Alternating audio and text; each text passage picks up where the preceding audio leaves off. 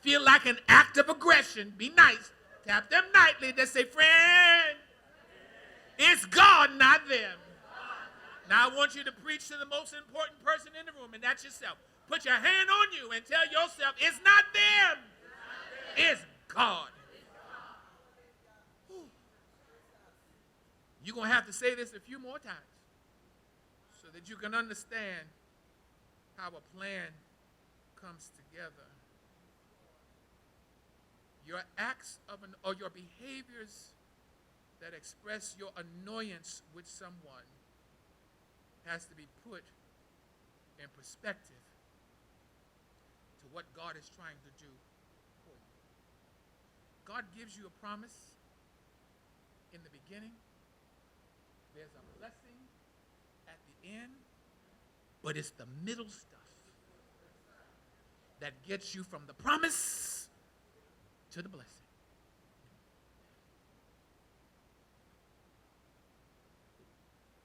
Dreams take time. There is a process, a series of events, people, places, and things that make dreams happen. Some of the people that you duck and dodge, folk who rub you.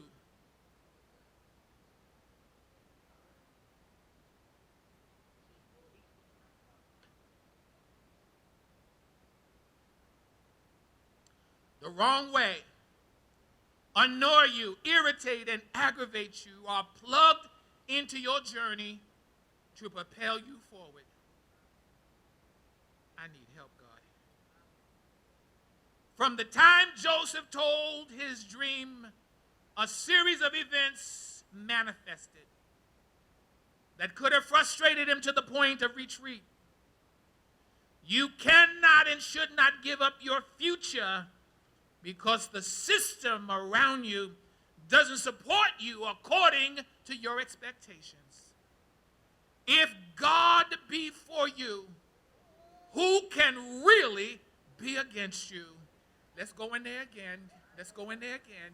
Just lift your hand up and just look at God and tell God, it's you, Lord. It's not them.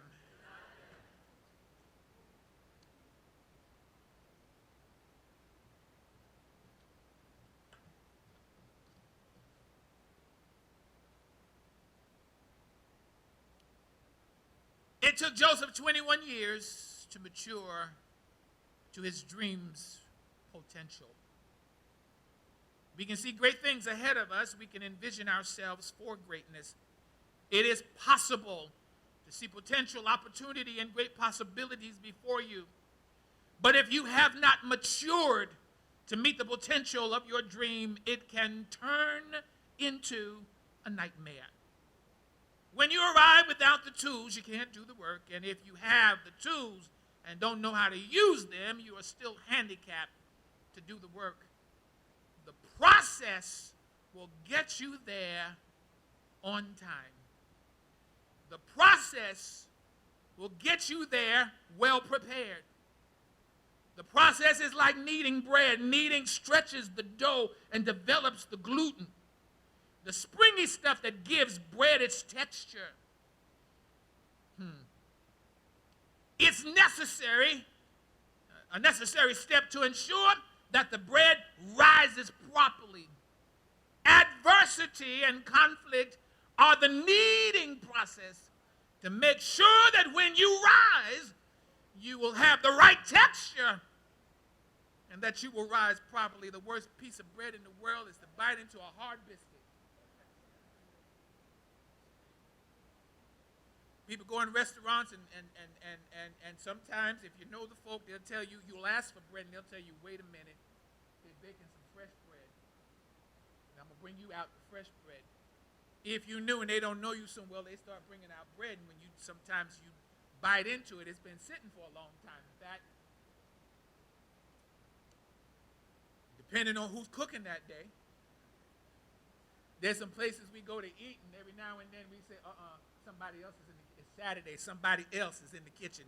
The regular folk is not back there today because the bread is hard, the bread is cold. And whoever made this didn't take their time kneading it out. Nobody likes a hard piece of bread. Nobody likes a piece of bread that's cold. when you put the butter on it, it stand up on the bread. You can't even spread it.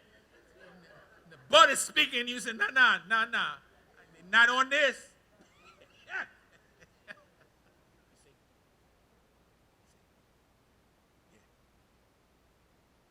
Delicious piece of bread is when it rises just right. It's nice and brown.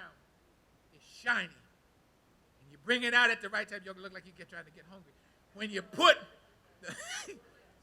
when you put the butter on it, you don't have to spread it. It just starts rolling. When you cut it open and put the pad of butter inside, you don't have to do much to it. Because once you put it back together, it's going to melt all in the crooks and the crannies because that bread, you know everybody can't make bread. Even the Pillsbury dough folks, sometimes all you got to do is pop the can and put it on the baking sheet and put it in the, some folk mess that up too. The other thing about bread, and I'm going on, is, like cake, you can't put it under heat and walk away and forget about it. I hope you hear what I'm saying to you. You got to stay nearby, pay attention to the timer, leave the light on in the oven so you can say, it's time for you to come out. And God does us just like that. Our process, before we can get to the heat, is that God needs to knead us and stretch us so that everything that needs to be in us blends in quite well. And see, you can't be better if you're still bitter.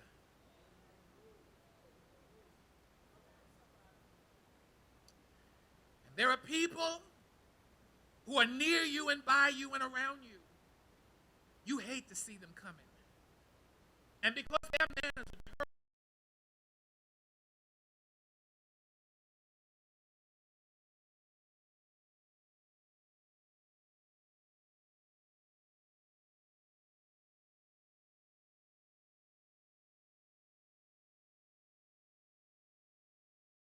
determined